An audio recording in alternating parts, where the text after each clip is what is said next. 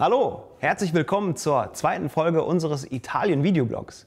Ich befinde mich hier unter dem ganzen Italien-Gerüst, um genauer zu sein, unter der Amalfiküste. Da drüben, da sind die Schattenbahnhöfe und da will ich hin. Da ist nämlich der Weichenmeister und der wird mir erzählen, was ein Schattenbahnhof ist. Sie stand da. Hi Wolfgang. Da ist er ja. Da ist er ja.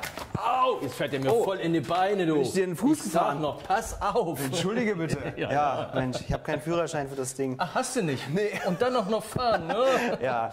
Also ich sehe ja, dass ich hier in so einer Art Rondell stehe. Aber genau weiß ich nicht, was das jetzt hier ist. Was kannst du mir denn erklären, wo ich denn jetzt hier genau stehe? Wir stehen jetzt hier direkt im Schattenbahnhof. Das heißt also, der Schattenbahnhof ist ja ein Bahnhof, der im Schatten der Anlage liegt. Okay. Was man als Gast nicht mehr sieht.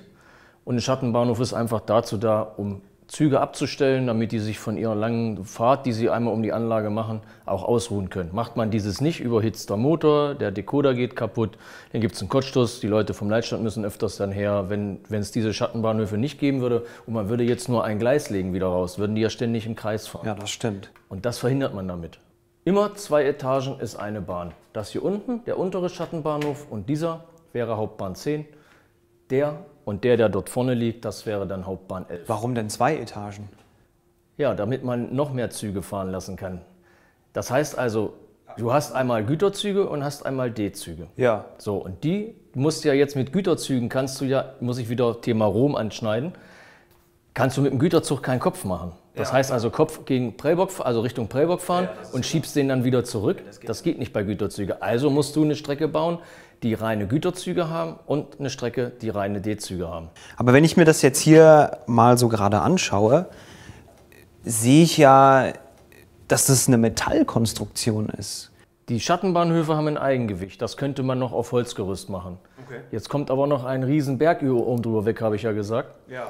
Und da muss Gips drauf. In der Schweiz haben wir 5 Tonnen verbaut. 5 Tonnen? Ja.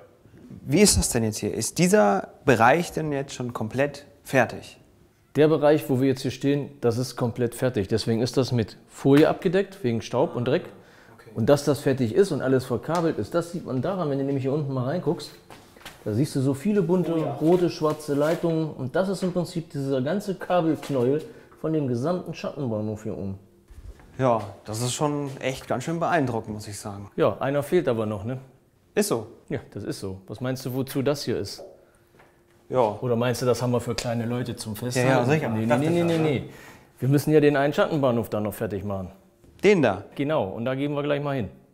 So, einmal drüber. Ja, der Alltag also des Miniatur-Wunderland-Bauers. Immer drüber kraxeln, drunter und alles. Ja, das ist nun mal so.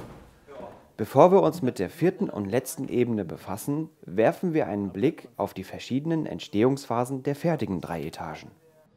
Zuerst musste Wolfgang die Schienenstücke verbinden und die Gleise auf der Kork- und Holzplatte befestigen.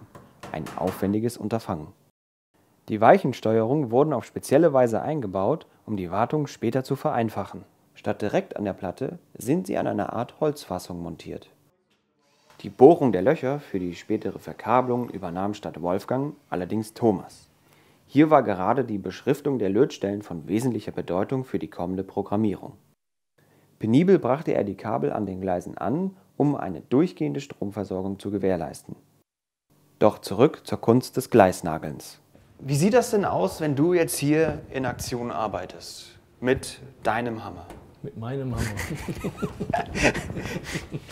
Ich glaube, ich muss das anders formulieren. Man nennt mich ja auch die ostdeutsche Nagelmaschine. Ach so. Schön. Wenn man das mal so sagen darf. Ich mag das zwar manchmal nicht so, aber ich weiß, von wem das immer kommt. So, und jetzt kommen meine Superteile hier dran, diese Parallelgleisabstandhalter. Ja. Die setze ich jetzt hier rein. Kannst du auch zwischendurch mal hier so reinlegen hier. Ja. Wenn dann hier der Platz da wäre. Das heißt dann auch hier. Genau. So, dann kannst du hier gucken, dann setzen wir das mal hier an. Dann kannst du sehen, dass das hier oben nachher genau aufgeht, siehst du? Ah ja. So, jetzt nehme ich einen Seitenschneider und halte den Nagel hier fest, weil manchmal kann das sein, dass der Nagel ein bisschen schwer reingeht, weil noch ein Grat dran ist vom Bohren. So, und dann hast du irgendwann den ganzen Nagel hier drinne. Habe ich mir schon mal gehabt, dann fängt das an zu bluten. Das muss ja nicht sein. Und das ist empfindlicher. Ja, bei einigen Kilometern hinter mir bleibt das nicht aus. So, und jetzt setze ich die Nägel jetzt hier rein. In welcher Perfektion du das machst, das ist echt beeindruckend. So, jetzt pass auf, jetzt geht das los. Jetzt kommt das, was ich vorhin gesagt habe.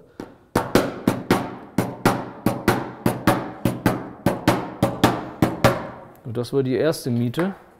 Und jetzt mache ich das Gleis richtig fest.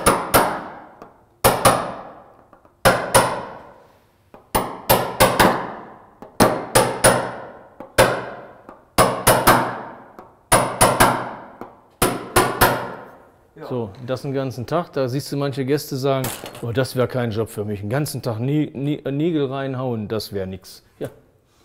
Ich will auch nicht den ganzen Tag am Rechner sitzen und irgendwelche Sachen schreiben im Büro. Das ist nun wieder meine Sache nicht. Ja, ich hoffe, ihr konntet genauso viel lernen wie ich. Für mich war das unglaublich. Wir sehen uns auf jeden Fall in der nächsten Folge, wenn wir uns die Gleiswände anschauen. Bis dahin, ja, bauen wir noch ein bisschen, ne? Tschüss.